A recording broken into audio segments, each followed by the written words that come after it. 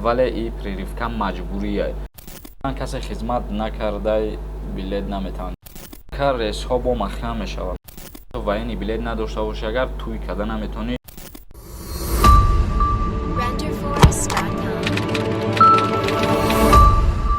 ассалому алайкум ба ҳама тамошобинони барномаҳои Сорабон Сафар, барномаҳои канали Юристиҷей. Мо имрӯз ба маълумоти шумо як ахбороти нав мерасонем ва дар давоми барнома саволое ки роӣ кардаген мехонему ҷавоб мегардонем. Ахбороти мо оиди як қарори нав дар Ҷумҳурии Тоҷикистон шаҳри Душанбе оиди роҳкиро гарон карда мешавад. Шурӯъ карда аз 10 ноябри соли равон сокинон дигар наметавонанд бо қимати қаблӣ аз нақлиёти ҷамъиятӣ истифода кунанд. Қимати хидматрасонии нақлиёти ҷамъиятӣ дар шаҳри Душанбе гарон карда мешавад, сар карда аз 10 ноябр. тибқи қарори нав роҳгиро дар хатсайрҳои шаҳри Душанбе барои як мусофир ба таври ғайринақдӣ барои истифода аз автобусҳо 1 сомону 80 дирам, аз тариқи кортҳо якбор масраф 2 сомону 80 дирам, ба таври ғайринақдӣ 1 сомону 50 ва аз тариқи кортҳои якбор масраф 2 сомонӣ муқаррар карда мешавад.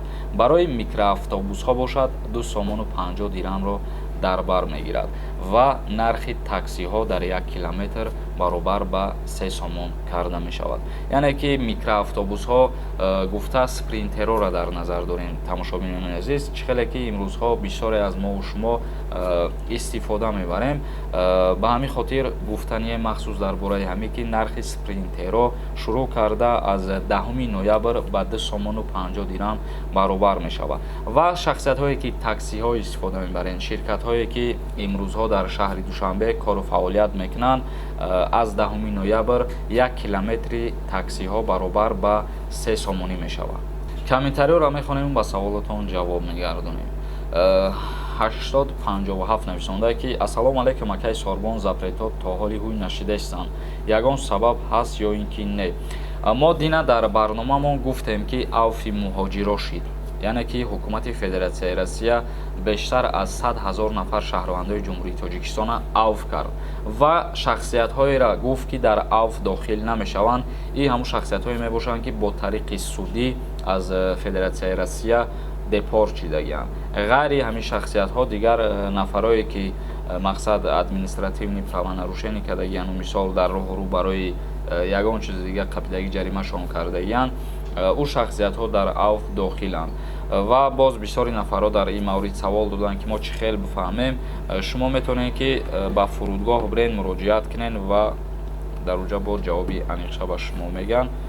лекин ҳамун шахсиятҳое ки бо тариқи суд ихроҷ шидагиянд, ӯ шахсиятҳо дар ин авф дохил намешаванд. Баҳодур Билолҷон нависондаст: салом акай Сорбон, дар бораи кӯдакони то 6 сола ягон барнома кунен, хубтар фаҳмонед. Москва бурданшона ман кардам, пешакӣ раҳмат. аллакай чанд бора дар ин мавзӯъ гап мезанем. яъне дар Ҷумҳурии Тоҷикистон барои бемориҳои фалаҷ, бемориҳои сироятӣ кӯдакҳоро дору гузарондастанд, яъне ки прерывкашон мекунанд то кӯдакҳои 6 соларо ва пас аз прерывка кардани кӯдакҳо то муддати 60 рӯза наметавонед ки шумо кӯдакҳотонро аз Ҷумҳурии Тоҷикистон берун бироред. шахсиятҳое ки мегӯянд мо кӯдакҳомонро прерывка гузарондагӣ нестем, вале ин прерывка маҷбурия. мақсад то кӯдакҳои 6 сола бояд ки ҳама бара прерывка кунанд барои беморӣ ва пас аз 60 рӯз буд шидан шумо метавонед ки бе ягон мушкилӣ баъд кӯдаки худтона бигирен бубарем ба Россия. Шукрулло нависонда: акаҷон бо қарори суд шуда бошад, ба чӣ хел мешавад? Илтимос барномаи навда мефаҳмонед, пешакӣ раҳмат. бо қарори суд шуда бошад, агар дар авф дохил намешавад бародар. Муъминов нависонда: салом алайкум акай Сорбон, ака меган касе хизмат накардай билет наметавонад ҷавоб те ака тестар акаҷон. я мисол бисёри нафарҳо мегӯянд ки мисол хизмат накарда бошӣ Россия рафта наметавонӣ, ё ки бисёри нафарҳо мегӯянд мақсад агар худ дар Тоҷикистон набошӣ, дар Россия бошӣ, маҷбура ки мегиранд Тоҷикистон меёранад хизмат мебаранд. Умуман ин ҳамин хеле саволо бисёра, ягон таи ҳамин саволи шумо асос надорад. хизмат накарда бошӣ, бо мегӯянд ки дар ҳолати хизмат накардан тӯй карда наметавонӣ, загс карда наметавонӣ. ин гапҳо ҳамаш дурӯғ. касе ки ҳамин гапҳоро шуморо гуфтай, шуморо ай надонистани ҳақ ва ҳуқуқи хитон истифода бурдан гафоро дар шумо пешниҳод кардем. Дар қонуни хеле гап нестае ки ту военни билет надошта бошӣ, агар туй карда наметавонӣ, ё военни билет надошта бошӣ, агар ту Россия рафта наметавонӣ, ё ки ягон кори дига карда наметавонӣ. вақте ки ту дар Тоҷикистон набошӣ, беруни Тоҷикистон бошӣ, ягон ҳамуд ҷаримаам надорад, ягон ҳамуд ҷавобгариам надорад.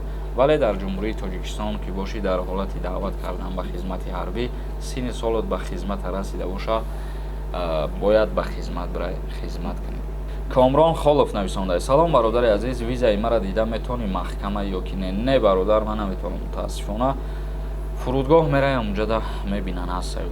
Фирӯз Давлатов нависонда: салом акай Сорбон, дар бораи амнистияи муҳоҷиро сухан мекарди. Амнистия меша ё ки не? Бале, мо дирӯз видео кардагем. Касое ки дидагӣ нестан, видеои динагиморо тамошо кунед.